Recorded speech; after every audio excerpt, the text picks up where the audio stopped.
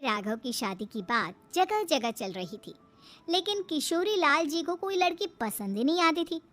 और उसकी एक ही वजह थी, किशोरी लाल जी का लालची होना। उनको लड़की वालों से मोटा दहेज चाहिए था और इसी चक्कर में एक दिन वो एक बहुत पैसे वाले के घर अपने बेटे का रिश्ता लेकर पहुंचे। उस आदमी का नाम था ओम प्रकाश। देखिए किशोरी लाल जी, मेरी एक ही बेटी है और मेरी सारी संपत्ति जायदाद सब कुछ मेरी बेटी नैना का ही है। पापा, नाम से लगता है बहुत खूबसूरत होगी। कितना अच्छा नाम है ना, नैना। ओ, वैसे बात तो सही है आपकी। अब इतना पैसा है, जमीन जायदाद है, इकलौती बेटी, आप भी क्या करेंगे? सब कुछ उसे ही देंगे ना। बिल्कुल ठीक पहचाना आपने। बस बेटी की शादी और सारी जायदाद उसके नाम। पापा, बिना देखे हाँ कर दीजिए ना। इतना अच्छा रिश्ता फिर कहाँ मिलेगा? माला माल हो जाएंगे हम। मैं अपनी बेटी को बुलाता हूँ। अरे नहीं नहीं नहीं नहीं, आपकी बेटी का नाम नैना है, सुनकर ही लगता है बहुत सुंदर होगी। रहने दीजिए अंकल, मैं तो आपकी बेटी के नाम से ही इतना खुश हो गया हूँ कि उसे बिना देखे शादी करने को तैयार हूँ। अब तो मैं उसका चेहरा सीधे शादी के बाद ही देखूंगा। और इस तरह राघव नैना का चेहरा नहीं देखता और उससे शादी कर लेता है। शादी के बाद अपनी सुहाग रात पर जब राघव नैना का घूंघट उठाकर देखता है तो नैना की आंखें बंद थी।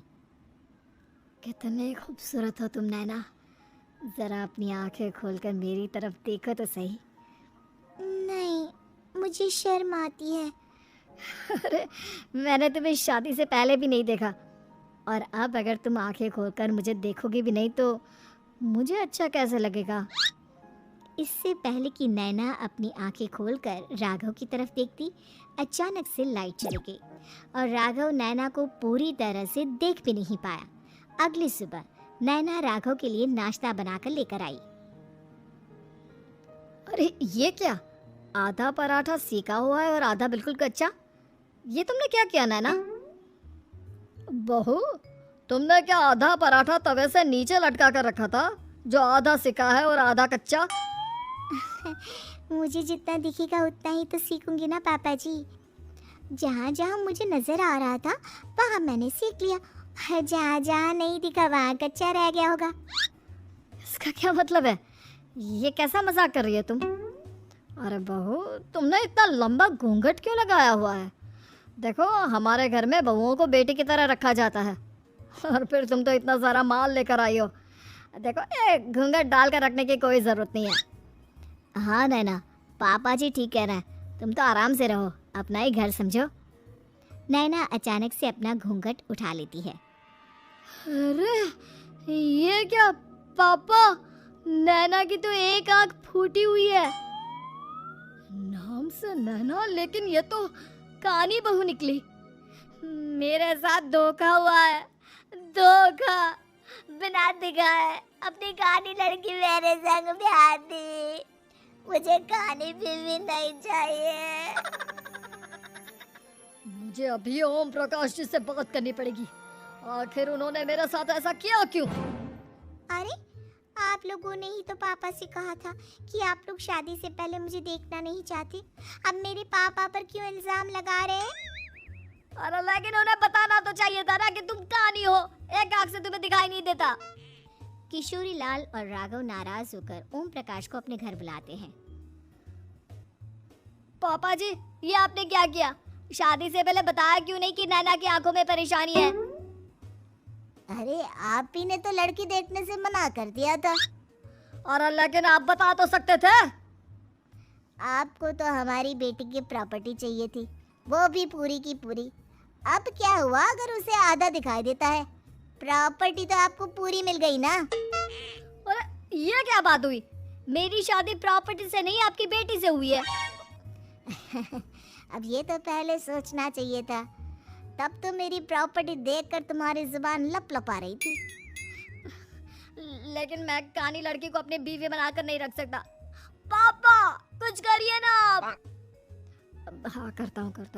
देखिए ओम प्रकाश जी, आप हमारे साथ ऐसा नहीं कर सकते। और तुम देखो, अगर तुमने मेरी बेटी से शादी तोड़ी ना तो जो भी प्रॉपर्टी मैंने तुम्हें दी है वो तो पूरी की पूरी वापस ले ही लूँगा, और आधी प्रॉपर्टी तुम्हारी भी लूँगा। अरे मेरी आधी प्रॉपर्टी भला क्यों लेंगे आप? इसलिए क्योंकि मेरी बेटी को आधा नजर आता है और उसकी नजर अभी तक तुम्हारी आधी जायदाद पर ही पड़ी है। अब तुम उसे घर से निकालोगे तो कुछ तो लेकर जाएगी ना। और अगर हम आपकी बेटी को अपने घर की बहू बना कर रखे तो? तो तुम्हारी पूरी प्रॉपर्टी तुम्हारी ही रहेगी, और जो मैंने तुम्हें दिया है ना उसमें से बस मैं आधा लेकर जाऊंगा।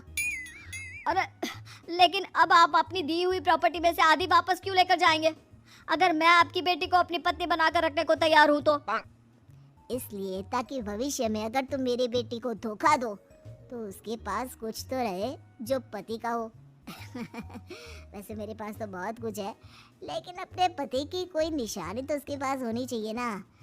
अब अगर तुमने मेरी बेटी को कहानी कहा तो तुम्हें प्रॉपर्टी भी कहानी ही मिलेगी, पूरी नहीं। जमाए राजा। किशोरी लाल और राघव समझ चुके थे कि वो बुरी तरह फंस चुके हैं और अब उनके पास वहां से निकलने का कोई चारा नहीं है। अब समझ में आया ना, लालच बुरी बला होती है। एक तो तुम्हें प्रॉपर्टी मिली, ऊपर से बीवी मिली, उसमें तुम्हें नखरे भी दिखाने हैं। आए बड़े, चुपचाप बैठो तुम। कुछ दिनों के बाद नैना राघव की कार लेकर बाजार घूमने निकलती है और जब कार लेकर वापस आती है, ये क्या? एक तरफ से मेरी गाड़ी पूरी खराब हो चुकी है। लगता है तुमने मेरी गाड़ी को किसी दूसरी गाड़ी के साथ एक्सीडेंट किया है। अरे अरे कितना बड़ा नुकसान कर दिया तुमने बहू। वो क्या है ना पापा जी, मुझे एक आंख से दिखाई नहीं दे रहा था, सामने से गाड़ी आ रही थी। मुझे तो सिर्फ आधा ही दिखाई दिया और वो गाड़ी मेरी कार से रगड़ते हुए निकल गई। अब मैं क्या करूं बताओ? आप इसे ठीक कराने के पैसे कौन देगा? तुम्हारे पापा। तुमने मुझसे इस तरह से बात की? अभी रुको। नैना राघव की शिकायत ओम प्रकाश को कर देती है।